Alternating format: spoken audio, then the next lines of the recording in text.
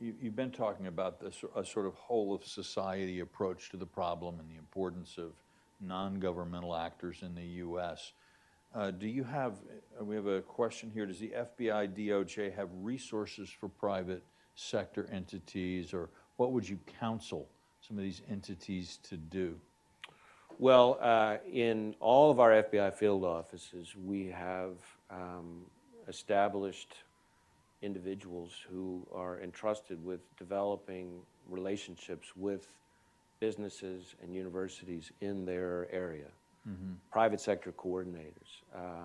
And that's a new feature over the last 10 or 15 years in the FBI.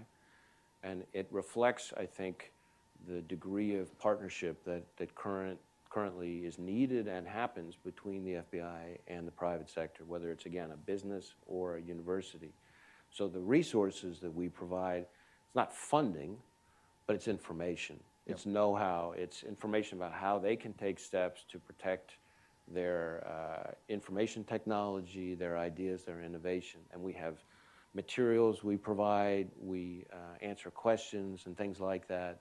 And I've been to all 56 of the FBI's field offices, and in every single one, I think, part of what I've done is met with private sector partners in those states. And you can see the relationship, the partnership that exists today.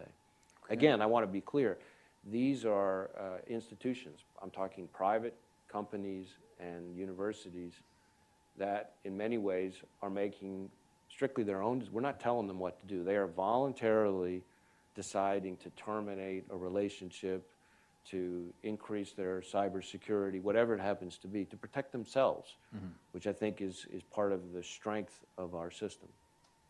It's clear that the FBI, DOJ, and other federal entities are stepping up their pressure on this.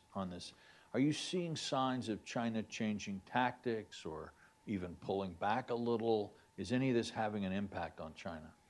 I think it is having an impact. Whether the impact will be the positive impact that we want to have in the long run remains to be seen. Certainly, we've seen China in some ways be less overt about some of their tactics. Open question as to whether that's progress. Are they just hiding it better, or are they actually pulling back? But I think they are starting to get the message, without getting into some of the reasons we know that we're not going to tolerate violations of our laws, and that other countries that we work with have similar views. We are coming to a close here, but I wonder if you spoke a lot in your speech about the need to keep open channels with China, not for attacks on the Chinese government, not to bleed over into attacks on Chinese Americans or other things.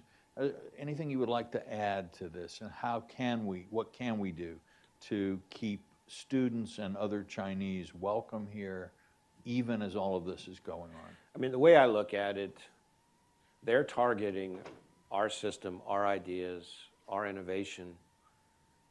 In a way, if you heard the whole saying about imitation is the purest form of flattery, they envy the success of our system. And they should envy the success of our system. We're very proud of the freedom and the free market environment that we have here. And so I think it's important to make clear that we're not afraid of competition. We're not afraid of competition over business or ideas. But it's about the behavior. And the behavior is what has to change. It's about the rule of law at the end of the day. All right. Well, thank you very much for joining us today. It's been a terrific session. I've certainly learned a lot. And this emerging U.S. Really consensus over how to deal with some aspects of Chinese behavior is, I think, one of the most striking things that we see, even in a very divided and polarized moment in American life. So, Mr. Director, thank you so much for joining us. Hope to see you here again one of these days. Thanks, Walter. Thanks for having me.